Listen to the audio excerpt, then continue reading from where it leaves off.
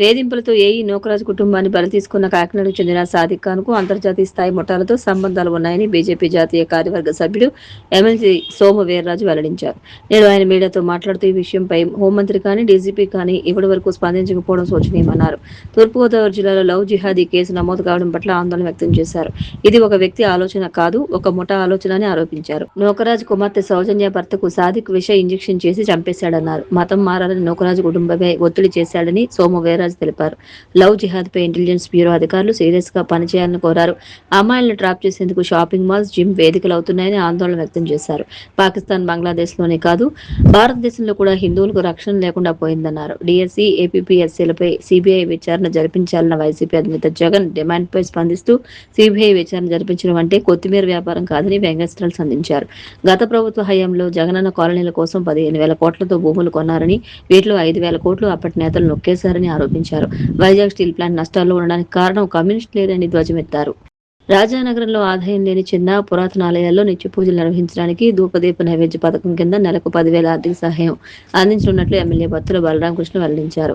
ఆలయ చరిత్ర, రిజిస్ట్రేషన్ ధృవీకరణ పత్రాలు, ఫోటోలు, అర్చకుని ఆధార్ కార్డు, విద్యార్హతలు లేదా అర్చకత్వ ధృవీకరణ పత్రం, నిధుల బదిలీ కోసం ఆలయం, అర్చకుని పేరు మీద ఉన్న బ్యాంక్ పాస్బుక్ కాపీ, ఆలయానికి ఎటువంటి సొంత ఆదాయ వనరులు లేవని అధికారుల నుంచి ధ్రువపత్రంలో ఈ నెల 30వ తేదీలో పూర్తి చేసిన దరఖాస్తును తన కార్యాలయంలో అందజేయాలని సూచించారు.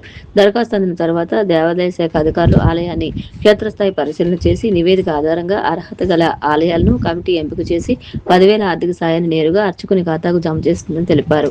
డీఎస్సీలో అక్రమాలు జరిగాయని వైఎస్ఆర్సీపీ ఆరోపణలు చేస్తున్న నేపథ్యంలో ఇటీవల జరిగిన డీఎస్సీలో విజయం సాధించి ఉపాధ్యాయులుగా నియామకం పొందిన రాజమహేంద్రవరం నగరానికి చెందిన 5 నూతన ఉపాధ్యాయులను రాజమహేంద్రవరం సిటీ ఎమ్మెల్యే ఆదిరెడ్డి శ్రీనివాస్ స్వయంగా కలిసి అభినందించారు.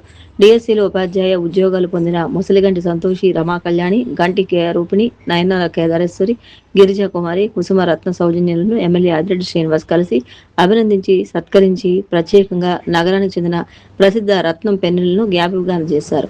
ఈ సందర్భంగా నూతన ఉపాధ్యాయులు మాట్లాడుతూ డీఎస్సీ కోసం అనేక సంవత్సరాలుగా నిరీక్షించామని, ఉద్యోగం సాధించడం తమ జీవిత లక్ష్యంగా రాత్రింబవళ్లు కష్టపడి చదివామని తెలిపారు. ఈ సందర్భంగా ఎమ్మెల్యే ఆదిరెడ్డి శ్రీనివాస్ మాట్లాడుతూ గత 7 సంవత్సరాలుగా డీఎస్సీ కోసం ఎదురు చూసిన వేలాది మంది అభ్యర్థులు తీవ్రంగా కష్టపడి ఈ ఉద్యోగాలు సాధించారన్నారు. కష్టపడి ఉద్యోగాలు సాధించిన అభ్యర్థులపై వైకాపా అవినీతి ఆరోపణలు చేయడం, డబ్బులు ఇచ్చి ఉద్యోగాలు కొనుగోలు చేశారంటూ ప్రచారం చేయడం డీఎస్సీ అభ్యర్థుల మనోభావాలను దెబ్బతీస్తుందన్నారు. రాజమహేంద్రవరం ప్రజలకు ఆహ్లాదకరమైన వాతావరణాన్ని అందించేలా పార్కుల అభివృద్ధి మరియు నిర్వహణలో ప్రత్యేక చర్యలు తీసుకుంటున్నట్లు నగరపాలక సంస్థ కమిషనర్ రాహుల్ మీనా తెలిపారు. నేటి ఉదయం ఇంజనీరింగ్ అధికారులతో కలిసి ఆల్ బ్యాంక్ కాలనీ పార్కులోని సౌకర్యాలు, పారిశుధ్య నిర్వహణ, పచ్చదనం తదితర అంశాలను క్షేత్రస్థాయిలో కమిషనర్ పరిశీలించారు. ప్రజలకు కేవలం ఆహ్లాదాన్ని అందించడమే కాకుండా వారి ఆరోగ్యాన్ని దృష్టిలో ఉంచుకుని పార్కుల్లో వసతులు కల్పించాలని సంబంధిత అధికారులను కమిషనర్ ఆదేశించారు. ఆల్ బ్యాంక్ కాలనీ పార్కులో వాకింగ్ ట్రాక్, లైట్లు, ప్లాట్ఫామ్, గేట్లకు పెయింటింగ్, సూచిక బోర్డులు సహా ఇతర సదుపాయాలను మెరుగుపరచాలన్నారు.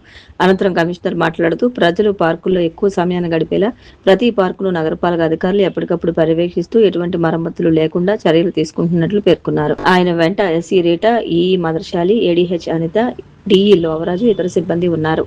రాజమహేంద్రవరం రామకృష్ణ మిషన్ గిరిజన సంచార వైద్యశాల ఆధ్వర్యంలో రాంపచోడవరం, సిరిగందలపాడులో నిర్వహించిన ఉచిత వైద్య శిబిరంలో భాగంగా doctor Velama Sneha Madhuri BP, sugar, thyroid వ్యాధులపై అవగాహన కల్పించారు. అలాగే వర్షాకాలంలో వచ్చే సీజనల్ వ్యాధుల నివారణకు తీసుకోవాల్సిన జాగ్రత్తలు వివరించారు.